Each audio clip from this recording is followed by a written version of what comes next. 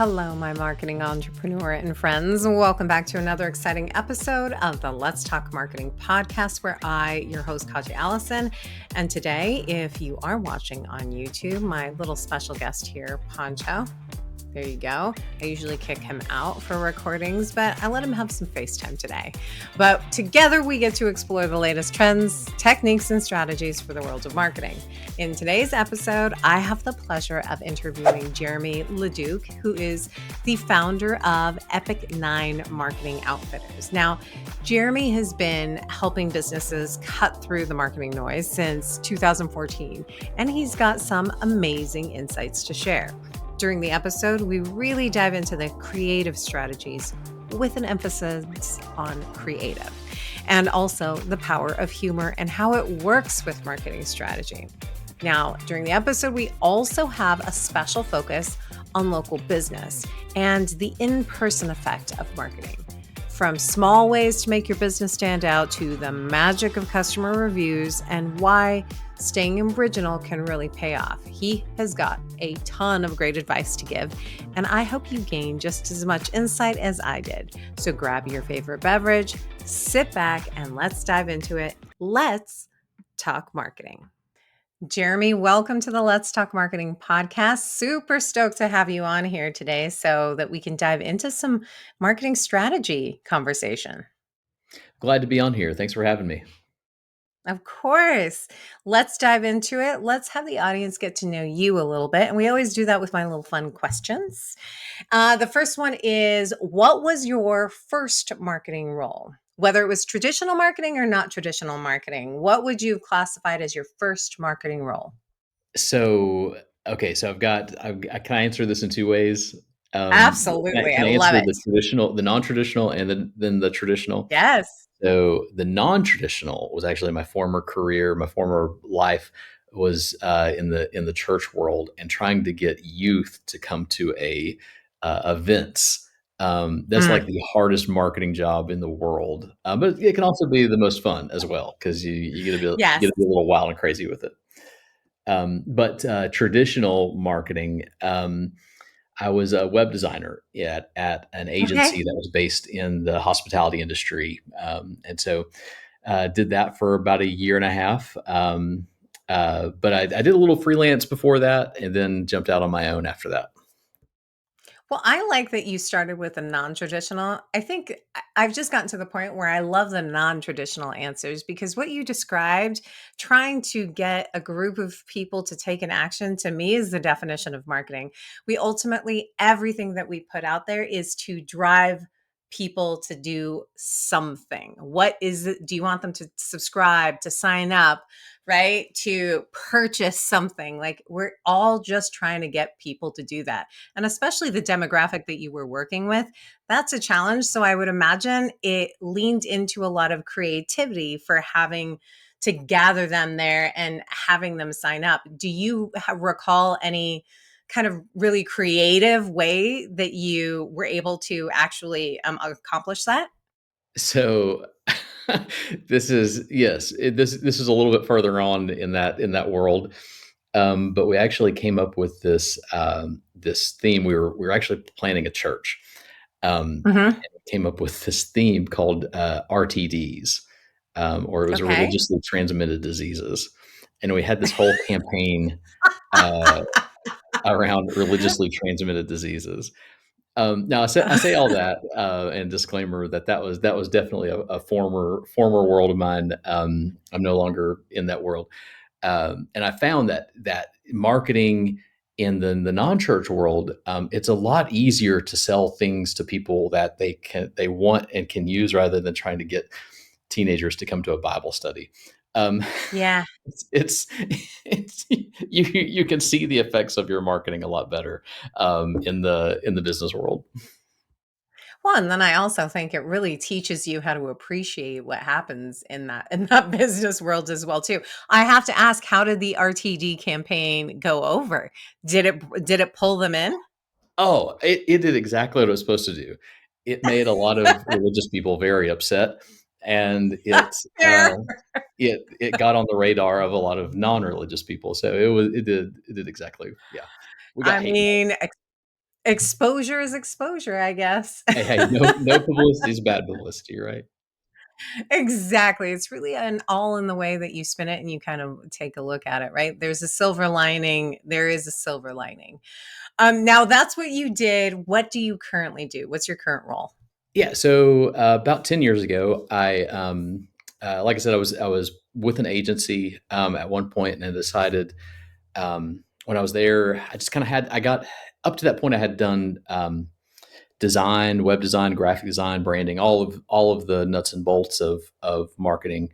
But I had never really been exposed to kind of the business of marketing, and so I had the chance to really uh, experience that understanding of that. Um, Unfortunately, where I was at, it wasn't a great work environment, so I decided to leave there and start my own thing about 10 years ago, and started Epic Nine Marketing. And so we consider ourselves marketing outfitters. We help people find the best route and get the best tools to get up their marketing mountains. So at this point, I function in the business on the strategic level, and Okay. so I'll meet with our clients and really dive into the strategy and the um, creative on what they need to do to accomplish their goals. But occasionally, I'll get my hands in the either the web development side or the design side. But I try not to. But that's where my roots are. I have to ask, why Epic Nine? Where Yeah, does that so come we from? actually we have what we call the 9 elements of epic marketing, and so Okay. it goes from your goals, your strategy, and your investment, your branding, Mhm. your community and social, your web presence, your analytics, and then at the top is the results. And so that's this the kind of the framework we try to walk all of our clients through, and it really does work. um, and there's nothing, it's nothing magical about it. It's not like these are, 9 elements that are written in stone since the beginning of time. Yeah. It's just a way that we've come to kind of describe and categorize these things that work, whether you are a small startup, a local business, a plumber, to if you're a Fortune 500 company. These are all, Yeah. it's a framework that the way it actually looks for your business is going to look drastically different from situation to situation, but the principles are apply no matter where you're at. I really appreciate that you say that because I believe that that's exactly what marketing is. I was actually just having a conversation today about with someone about just kind of different industries that I've executed marketing tactics in, and I'm like, ultimately, at the end of the day, you can plop anyone who is a true marketer into any sort of industry. You've got this toolbox, and you're always consistently learning different things. I mean, I think the biggest hurdle is getting to know the industry that you've stepped into, as well as understanding the personas that are ultimately going to drive that action that you want them to take.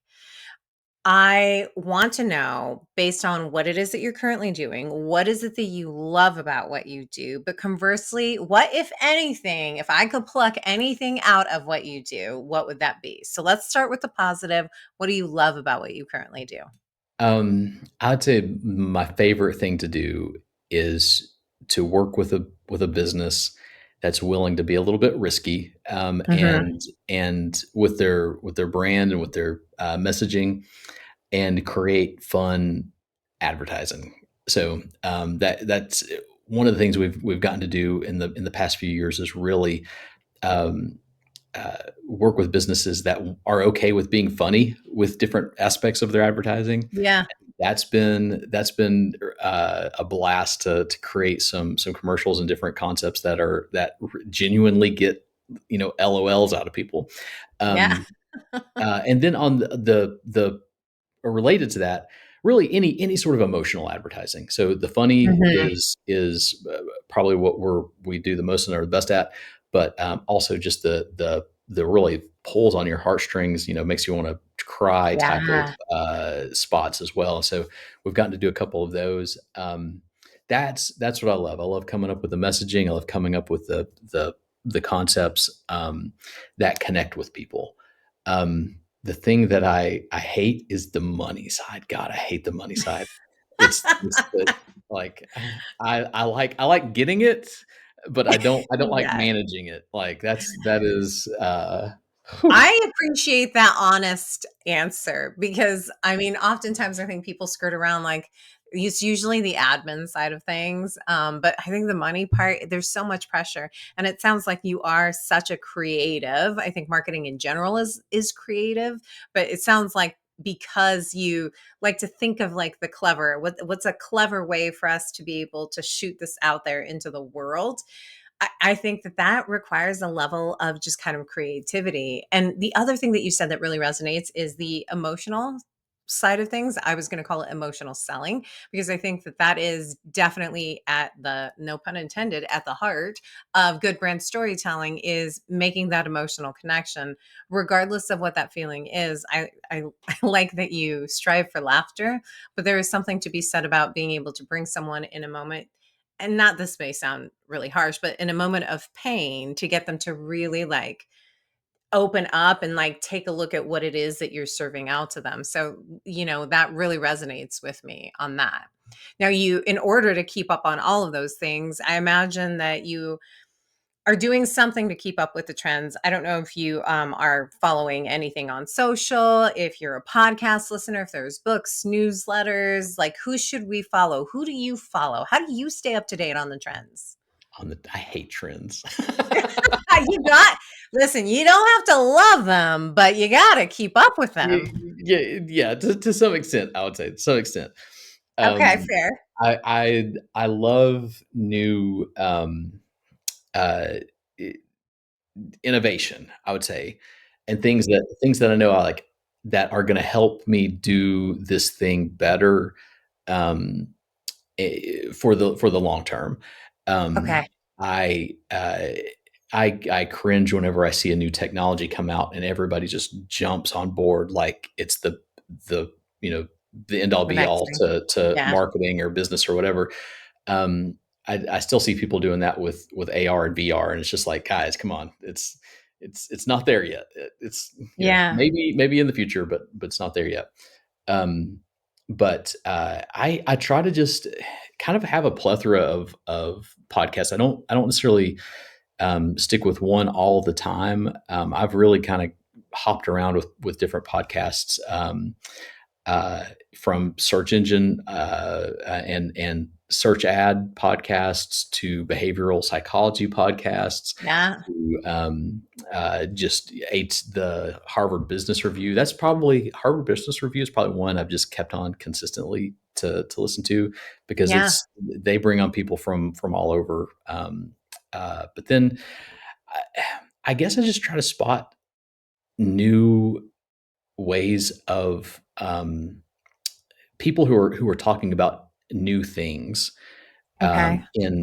in solid, legitimate ways. And sometimes, you see a book out there and you're like, oh, hey, that looks interesting, and you get a few chapters in and you're like, oh my god, like I just wasted an hour of my life.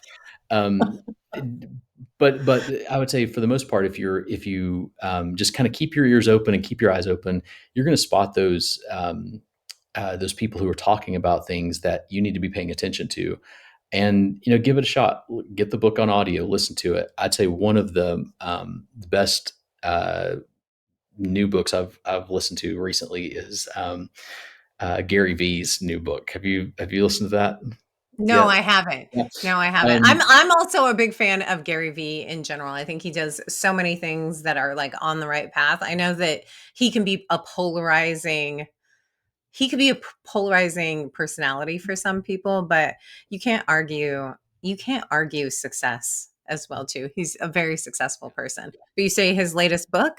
yeah, day trading attention. That is. I'm not going to say like everything in it is gold, but there's a lot of good stuff in it, and it's worth a listen. He repeats the same sort of thing over and over and over again, but there's enough in there that's good. That's like, oh wow, I'm Yeah. I'm going to take some notes. But yeah, I would say just kind of keeping a wide array of different sources, whether it's podcasts, books, just the who you follow on LinkedIn. Yeah. Um, uh, you're if you're out there just with your eyes, if you're paying attention, eyes open, ears open, gonna I think you're gonna see what you need to see. But in terms of trends, like, what's the latest dance on TikTok that you're supposed to be doing? I That's less of what I was talking Yeah, about, but it's also really interesting that when I asked that question, that's where you went to, like, from a trends perspective.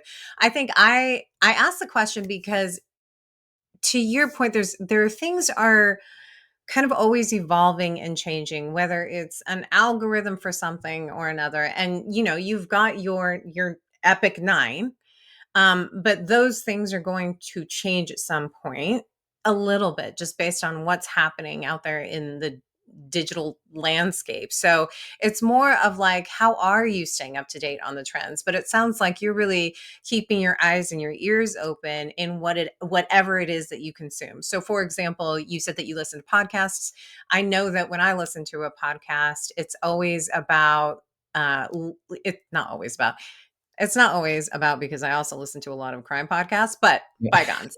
I'm not learning that, but it's always great to hear another perspective. And inevitably, they mention things like this question, right? Like, oh, I've never heard of this. So it sends you down a completely different rabbit hole, which I think speaks to your idea of keeping your ears open and keeping your eyes open. If you're scrolling through LinkedIn and you see something that resonates, like, you end up following that person, and that goes through different conversation. And I don't know about you, but I start going through comments all the time. Like, how are people responding to this? That's where all the yeah, juicy stuff is in the comments. So yeah. less Well, about and dance just trends and more about marketing trends. Yeah, and I think just paying attention to uh, what's happening on your feed, right? So, like, Yes. what sort of content is getting a lot of engagement? What sort of features are happening on your app that you've not seen before? Um, I One of my favorite things to do, and I know my wife probably hates this, is I will pause and rewind commercials, like when they're on when they're on the streaming service, just to be like, okay, what did they do? How did they do that? Or I'll sit there and critique the commercials, like they're totally doing this wrong. But one of the things I've seen, and I think we're going to see a hard swing towards humor in advertising, because we really have seen such a lack of it in the last probably 20 years. Is we Yeah. went hard, like the advertising industry went hard with performance, right? Like, it's all about the clicks, it's all about the ROI, it's all about, but now we're seeing this hard swing back towards brand. And you're going to see a lot of brands trying to get humor, right? And you see some of them doing it really well, Yeah. and then you see some of it doing it really poorly. And it's going to be fascinating to kind of see us. I think it's going to make advertising a lot more interesting in the next Yeah. 2 to 3 years, as you see a lot of brands trying to make their ads funnier.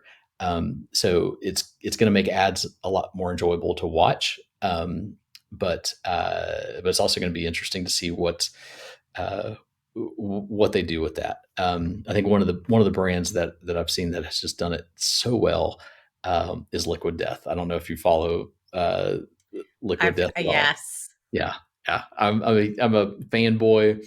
Not so much of their water. Their water is like, it's water in a It's can. the Um, advertising. It's the advertising. I totally get Yes, it. yeah, but they've done a really great job of building this. They've really just built a brand out of a saturated market, no pun intended, Yeah. around this thing that they said, "Hey, we're going to take this thing that's a commodity, build a brand around it," and now I think they're valued at over $1 billion. So it's been fascinating to watch that. But I think they're one brand they've kind of, it's on the extreme end, but they're doing humor, they're doing Yeah. the messaging in a really fun and engaging way. I love that prediction that you have. And I am curious because humor is so subjective. Like, I think that when people can go really wrong with it and they can go really right. I think of Old Spice. I think those are such weird commercials.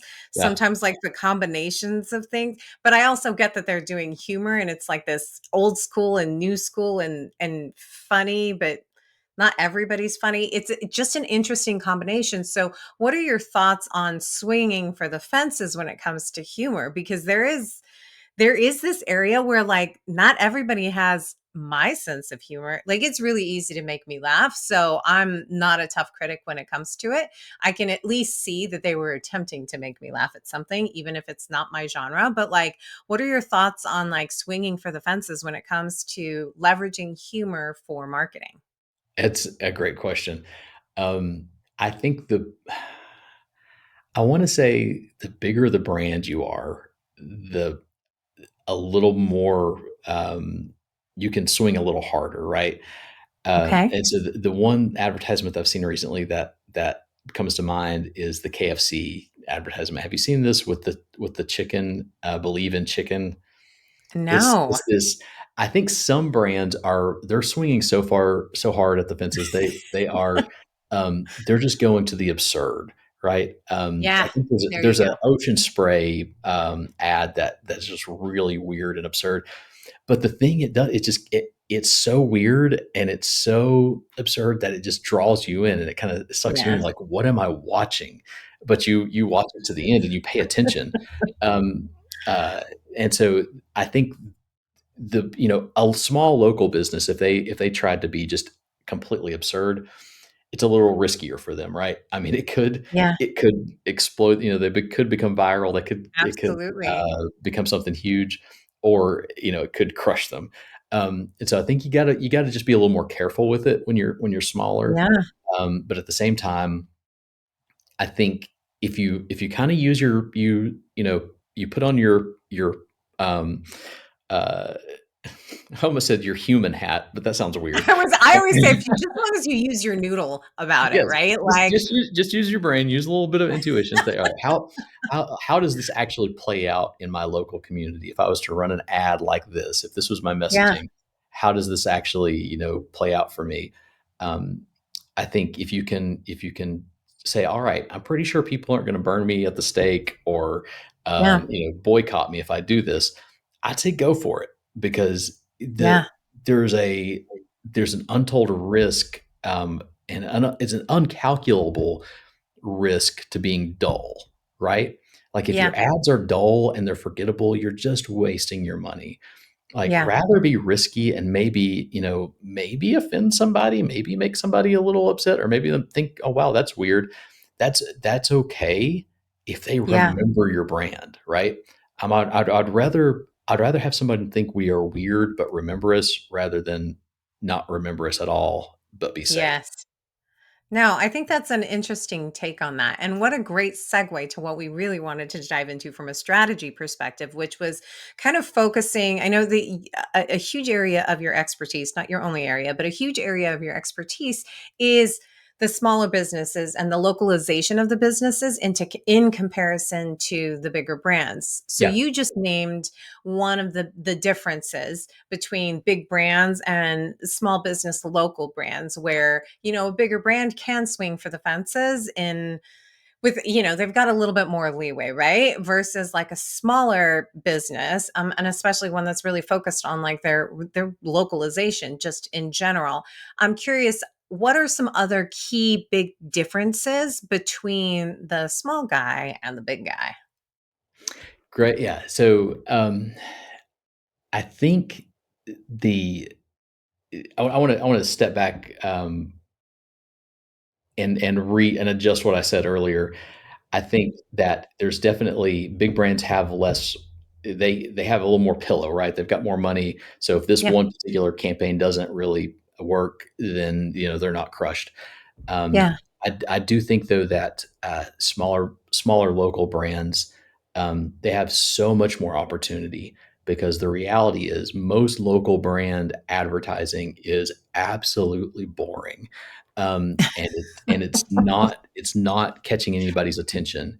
And so it's not that you have to be like over the moon. You don't have to have an Emmy award winning commercial Yeah. out there. The bar is pretty low. Like, you just have to be kind of funny, right? You don't have to be, Netflix special funny. You just have to be kind of funny, and you're going to be remembered more than all of your local Most. competition. Um, Yeah.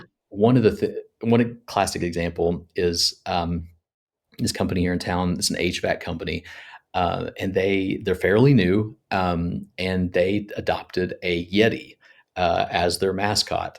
And just kind of periodically, I'll just poll people when I'm out and about, and I'm like, if I say Yeti, what business do you think of? And everybody's like, oh, it's that HVAC company. Yeah. And it was risky for them, right? Like, no other, everybody else's HVAC company just has, some a pipe wrench and or something that represents hot and cold. Yeah. um, Yeah. you know, that's the safe, that's the normal, it's what everybody else is doing. And I think for local brands, there's such a huge opportunity just to just be distinct, rather than be safe. And so there's more risk, but really, when you're a local business, everything is risky. Like, Yes. it's like every decision you make is risky. Do I set my business up in this location or this location? That's risky. Yes. Do I spend my money with the newspaper or the TV station? That's risky. Um, so uh, I would say there's opportunity there, that a small business can benefit from almost more than the large business can. So when you're a local business, it's just everything is risky, and so being dull and playing it safe, I would say, is even a bigger risk than swinging for the fences. And that's what we've seen several businesses, just in our own little town here, several businesses play it safe and never stand out, never be distinct, and just get looked over, and they're out of business in a year or two. Yeah. And, one of the things that you had also mentioned was, as a small business, kind of balancing out the being the smaller business and having these opportunities, whereas, you have these just kind of bigger brands that are looking to spend their budget in some way, shape, or another.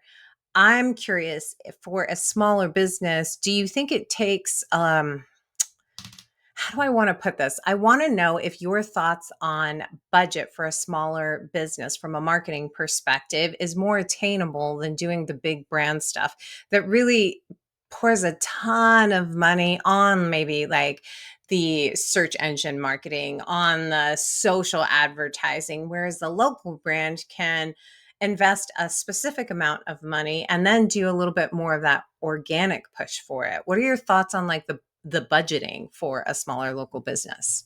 That's a great question.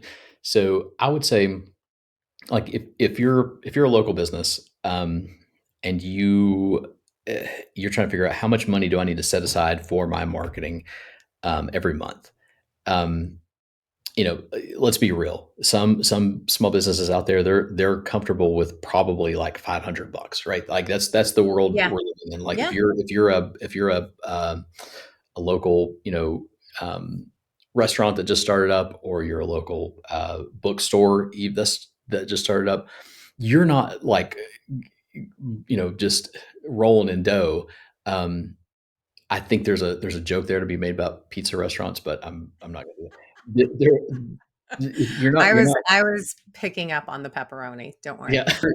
There is I think there's a distinction there in budgets and your investment at. I think it's nice. It's a nice round number: 500, 5,000, 50,000. If you wanted to Yeah. make that jump as well. Um, those numbers are somewhat arbitrary, but it's a good kind of milestones. Like, once you get to that 5,000 level, that's really when you're able to invest your money back into advertising, I think, with an agency, and kind of and take that step, and they can get you to the next level, right, to that 50,000 level. Yeah. And so, but when you're down there, when you're a little lower than 5,000, if you're in that 500, 1,000, $2,000 area, like every dollar counts, and you've got to, Yeah. the chances are you can't afford the margins that an agency needs to charge to make it worth it for Yeah. them to have you as a client. And so you've got to do it on your own. You've got to know the things to do, and you could be super lucky, right? You could have a person on your team that is somewhat marketing savvy and can do a lot of it for you, or you might have a friend that can help you out. Yes. Um, or otherwise, like you're gonna need to listen to those podcasts. Or you're gonna Yeah. need to read the books. You're gonna need to do the things to get a lot of it on your own.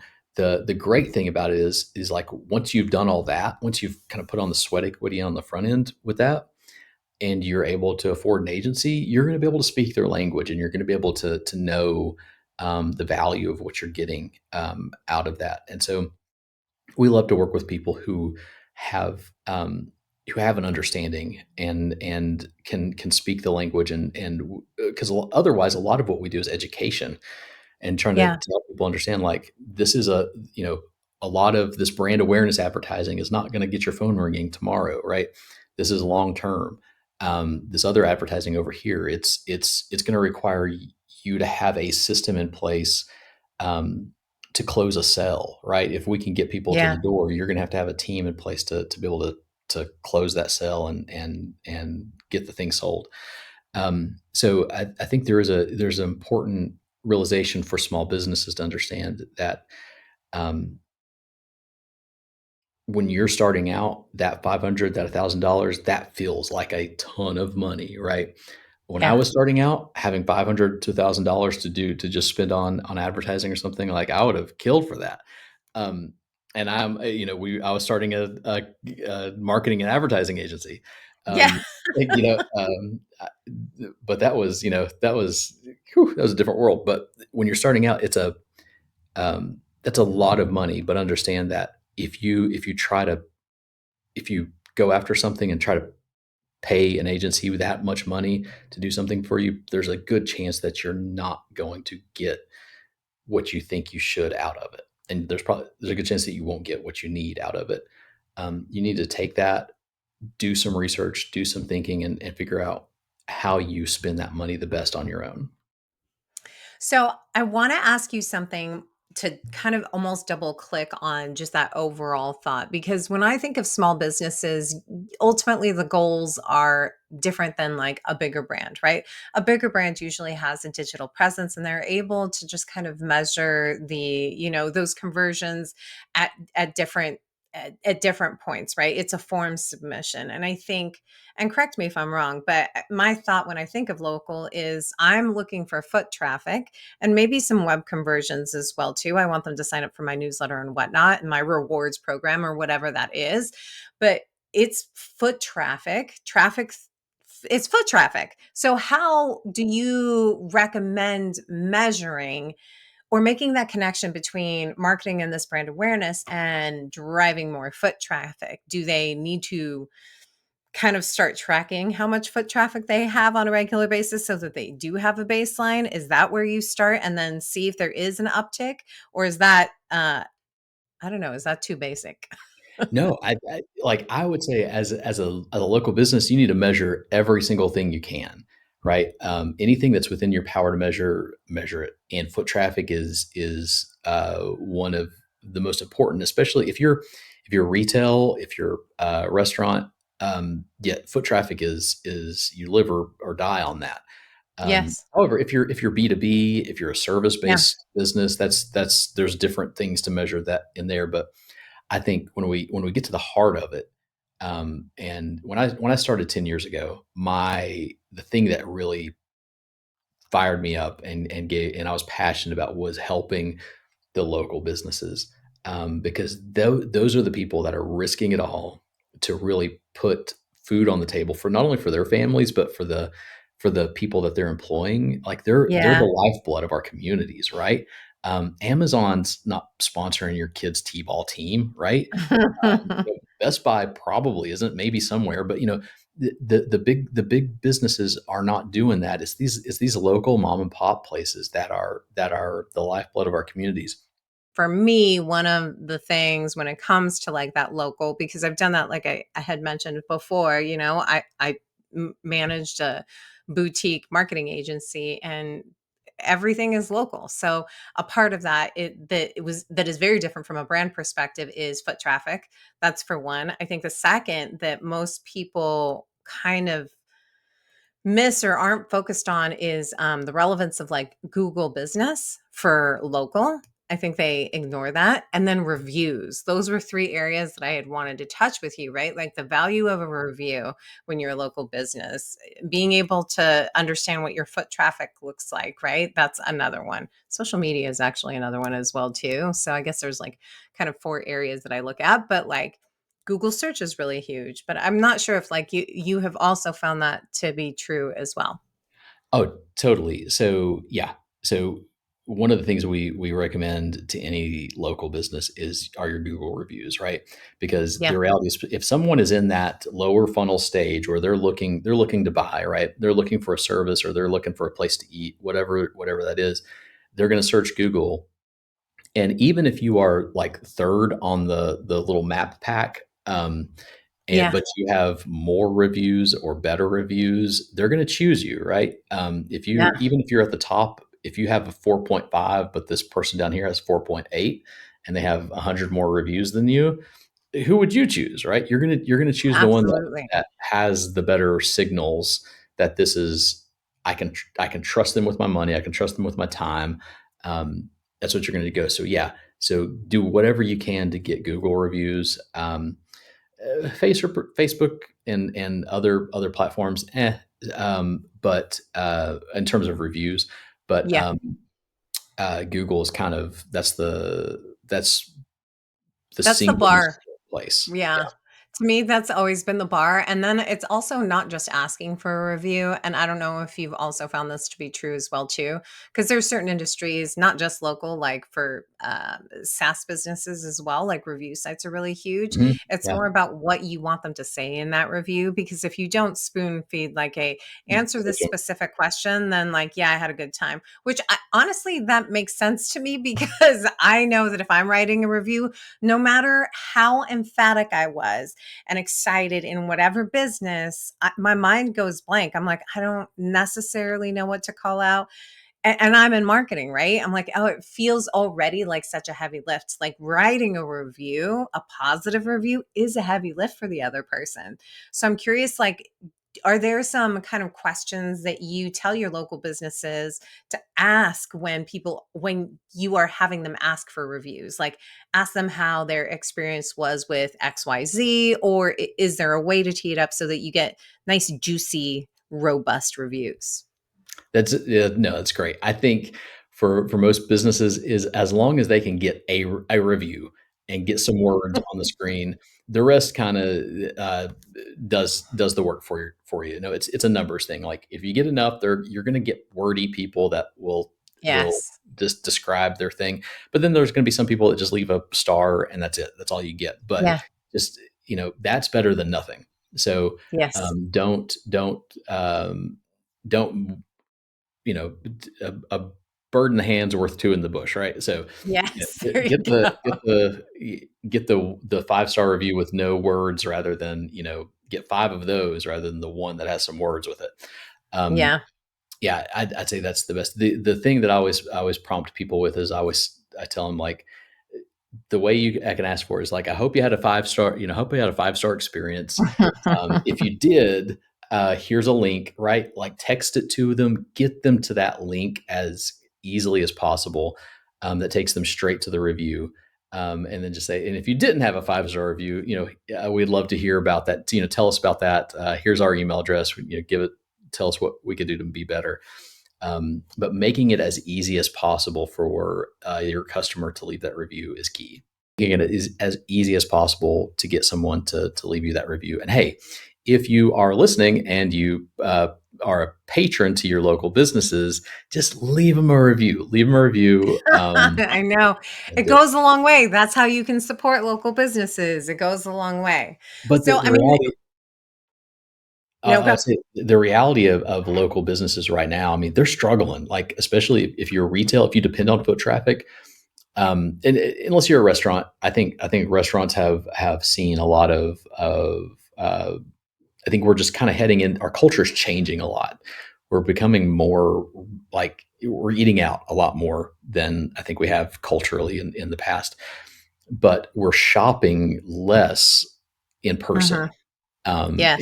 We're doing COVID forced everybody online, and retail businesses have not fully recovered from that. If we can get it on Amazon, we're probably going to get it on Amazon. A It's the thousand world we're percent. living in, and so if you are in a town that has small bookstores, shops, whatever, go there, support them. You're going to pay a little more, right? It's going to be a little bit of a hassle to get out of your car and go do the thing, but go support them because that really is the heart of your community. Um, and they're going to be there, when things change. You don't want to lose those businesses. So that's my soapbox. I Listen, will. that's a good soapbox. I also think it's an interesting marketing challenge for local businesses as well, is being able to stay local but have a digital reach. One of the things that I have noticed, and this is definitely in the boutique world. I love fashion. There's a Mm, lot on social media that brings that boutique into my phone, so I have that digital experience. I find myself going into that store because I know them in that way. So I think the challenge that COVID and retail and all of that has really introduced to us is like, all right, well, now we've got to figure out a different way to engage. If we were relying on foot traffic before for them to get to know us, let's go to them, right? I think that's the case with all marketing. You have to meet people where they're at, and it's really key in identifying your demographic and having a good understanding of where they're at.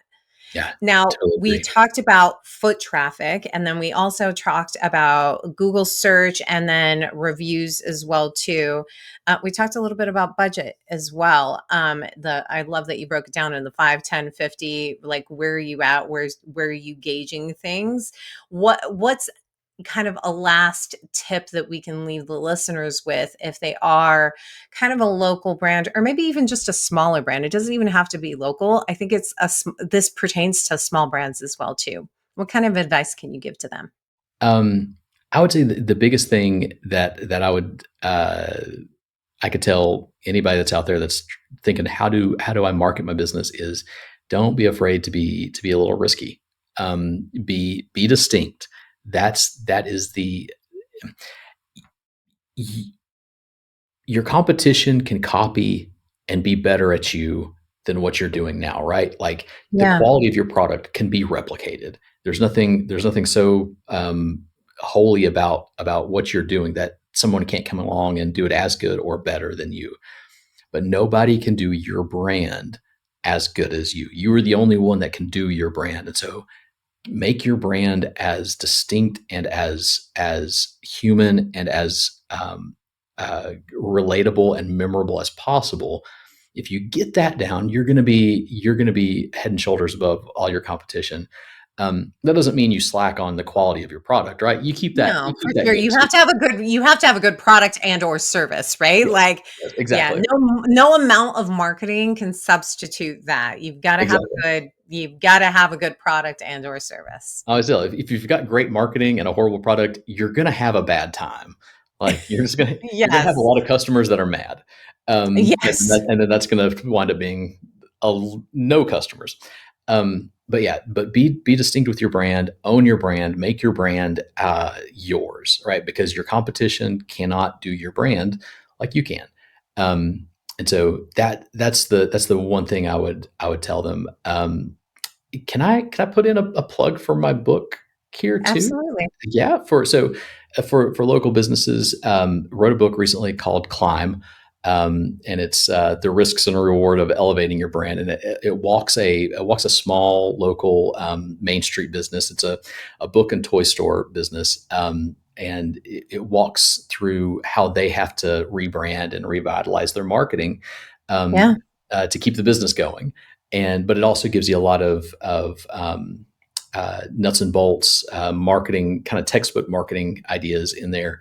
But if you're a local business, it would be, and you're not really like super marketing savvy, it's a great place to start and just kind of get a feel for how do I talk about my marketing? What do I need to be thinking about? If I'm going to hire someone to do a website or a logo or whatever, how do I, what are the things I need to be concerned about and ask them about? And um, how do I measure the success of it? So I would say it's a good resource for you if you're a local business. Love But that. yeah, be distinct, own your brand, make your brand its own thing, and just be the best you can to your customers. That was a great last tidbit advice. I have one final question, and that is if you knew then what you know now, what is the marketing or non marketing advice that you would give to yourself?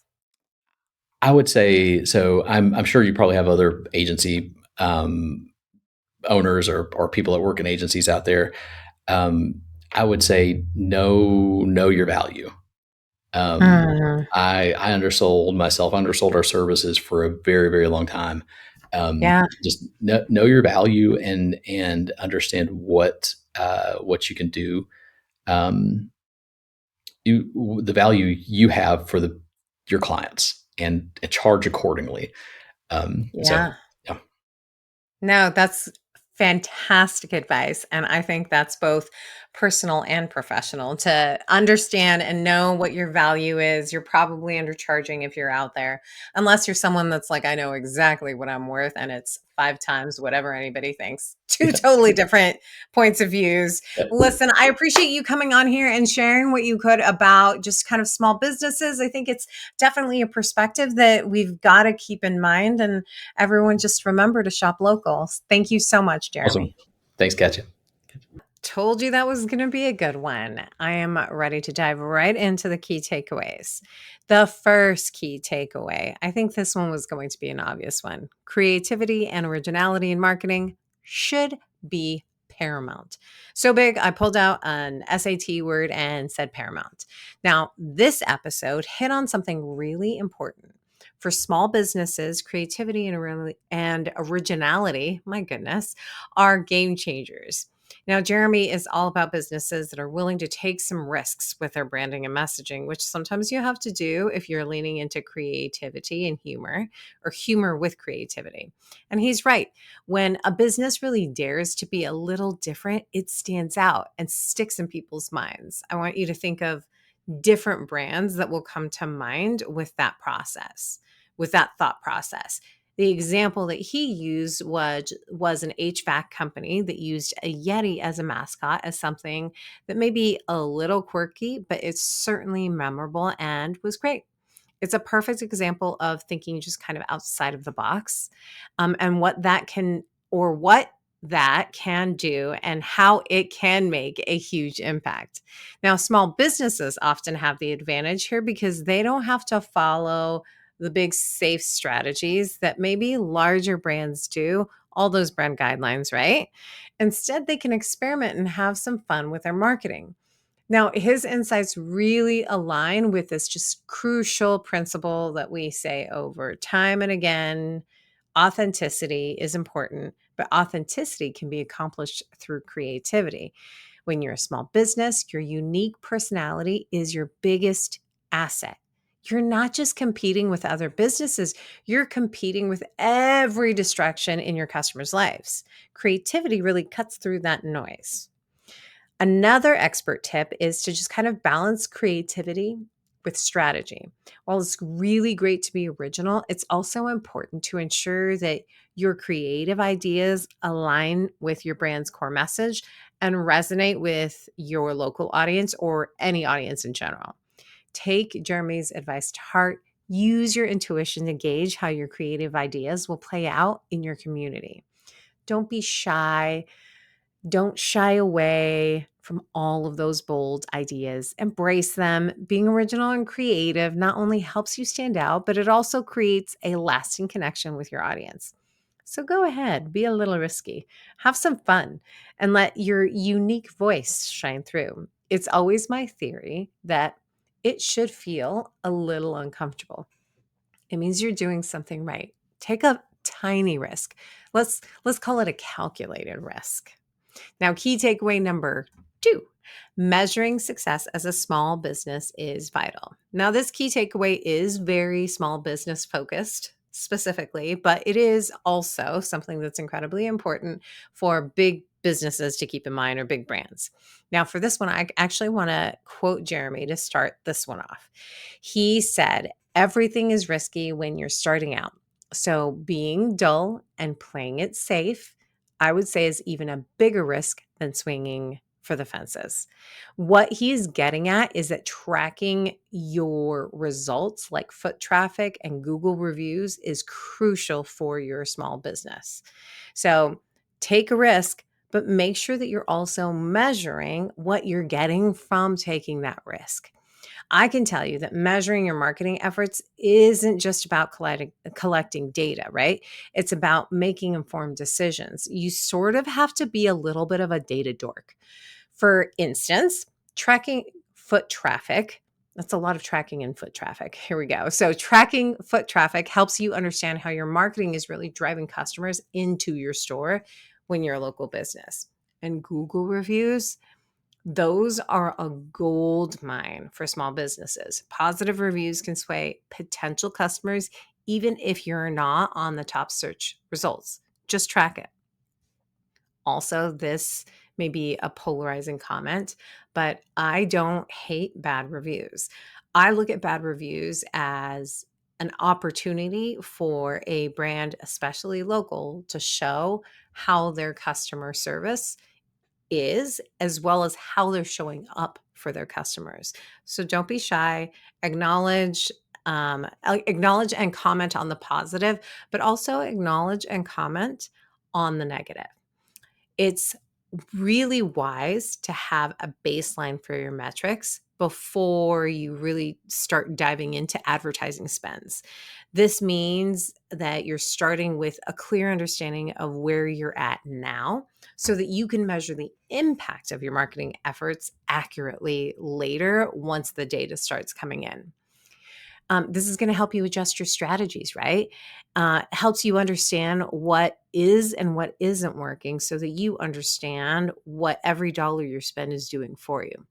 I will also emphasize this point: measure against yourself.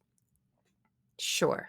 Absolutely. There are baselines out there, right? But in the same way that I won't compare my podcast, as much as I love it, to the Joe Rogan experience, don't compare your business with others who have a different team, a different budget, and resources at their fingertips.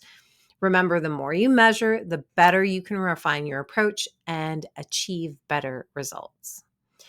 And my final takeaway, which kind of is a piggyback a little bit on what I just talked about, was reviews are important. Jeremy really nailed it when he talked about the power of Google reviews for local businesses. He pointed out that when people are looking for products or services, they often check Google to see what others are saying. And those positive reviews, they can make all the difference. Um, one of the things that I love that he said was, Amazon isn't sponsoring your kids' T-ball team. And while that was aimed from a local business perspective, I think that the point was so valid. What's key here is that small businesses should do whatever they can to collect reviews, whether they're Google, Yelp, etc. Make it easy for customers to leave feedback, maybe sending them a direct link to the review page. And don't forget, reviews aren't just about stars. They are about that detailed feedback that helps build the trust and credibility. I cannot stress enough that reviews, whether again they're on Google, Yelp, or maybe even Facebook, or even word of mouth endorsements, are crucial. They provide social proof and help potential customers decide whether to choose your business over the competition. So don't keep ensuring, keep encouraging your customers to share their experiences. It's a powerful way to build your reputation and stand out, especially in a local market. Or if you're a big brand listening, get quotes from your customers. Those are just as good as anything, and honestly, probably better than what you will read from a review site. And you can amplify those quotes everywhere. Now, what did you take away from today's episode? I want to hear it. Post it on the Let's Talk Marketing LinkedIn page or YouTube channel. Leave it in a review on Apple. Slide into my DMs. Let's keep this conversation going. A very special thank you to my podcast editor, Johnny Ike. And thanks to you for spending your time with me today.